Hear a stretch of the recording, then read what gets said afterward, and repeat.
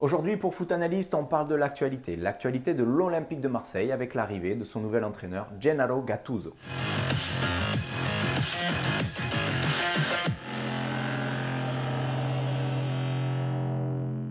Gattuso à l'Olympique de Marseille, ça peut ressembler à quoi? Quel peut être le profil de jeu de l'équipe qui va affronter Monaco le week-end prochain?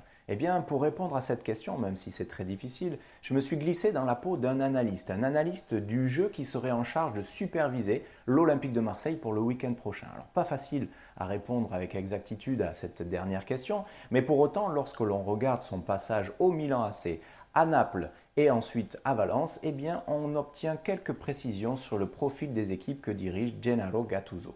Réponse en images et en statistiques tout de suite pour Foot Analyst. Lorsque l'on détaille les résultats de Gennaro Gattuso dans ses différents clubs, l'AC Milan, Naples et Valence, on s'aperçoit que c'est au Napoli qu'il a obtenu les meilleurs résultats avec 81 matchs et 46 victoires. Le bilan au Milan AC est plutôt moyen, voire même assez bon. Par contre, son passage en championnat espagnol n'est pas à son avantage. En voyant cela, la première question qui me vient à l'esprit, c'est est-ce que Gennaro Gattuso est capable d'obtenir des résultats dans le championnat français, ou en tout cas hors du calcio italien?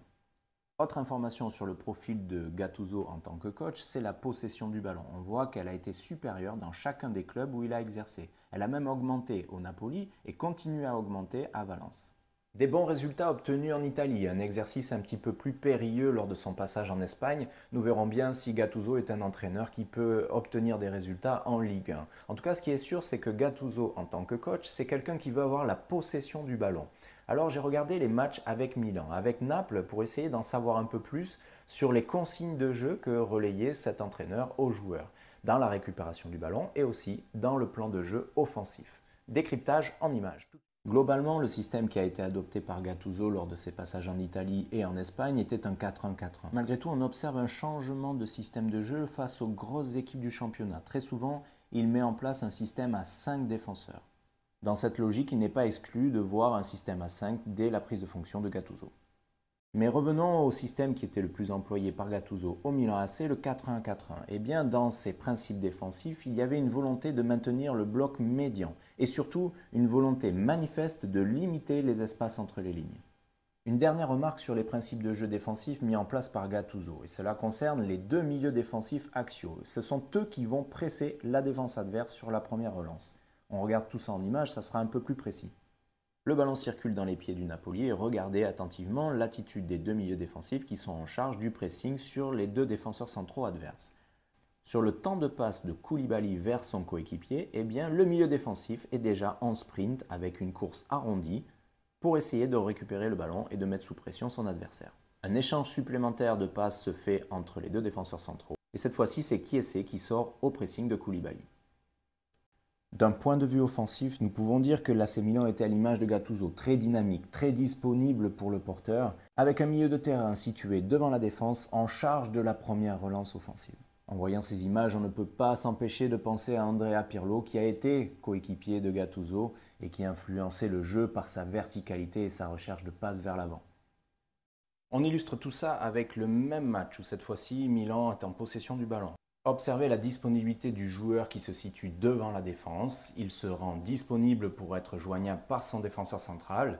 Lors de sa prise de balle, il effectue une rotation vers l'avant, change de rythme, limite ses touches de balle et effectue une passe tendue, très verticale, vers les joueurs offensifs. Nous allons parler maintenant de la finition. Le Naples de Gattuso était extrêmement offensif, extrêmement menaçant et extrêmement efficace. On regarde tout ça en images. La caractéristique du Napoli de Gattuso, c'est une équipe portée vers l'offensive et beaucoup de buts marqués. Les centres dans la surface étaient nombreux et variés, ils provenaient à la fois des latéraux et à la fois des milieux offensifs. Mais ce dont je me souviens le plus du Napoli sous Gattuso, c'était l'extrême justesse et la très haute technicité qui liait le passeur au buteur. Pour mieux visualiser et identifier cette phase de jeu, je vous ai retrouvé certains buts marqués par le Napoli à cette époque et regardez la qualité des déplacements dans la surface et surtout la justesse technique et la bonne coordination du passeur vers le buteur. C'était très très bien accompli. Espérons pour le spectacle de notre Ligue 1 que Gattuso puisse reproduire ça avec l'Olympique de Marseille.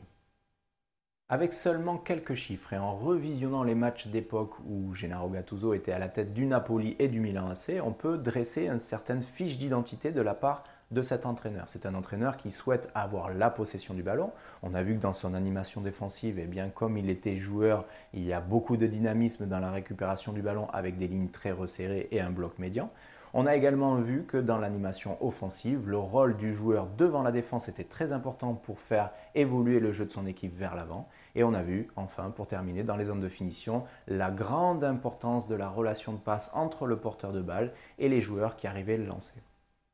Cette rubrique sur le coach Gattuso est maintenant terminée. J'espère qu'elle vous aura donné de plus amples informations sur le nouvel entraîneur de l'Olympique de Marseille. Nous verrons bien ce qui va se passer ce week-end face à Monaco. Peut-être que nous reviendrons sur ce match la semaine prochaine. Je vous propose d'ici là de continuer de regarder le football avec un œil d'observateur, d'analyste. Et puis si mon programme vous plaît, n'hésitez pas à vous abonner à ma chaîne YouTube, à me suivre sur Facebook, TikTok et Instagram. Je vous dis à très bientôt. Ciao, ciao!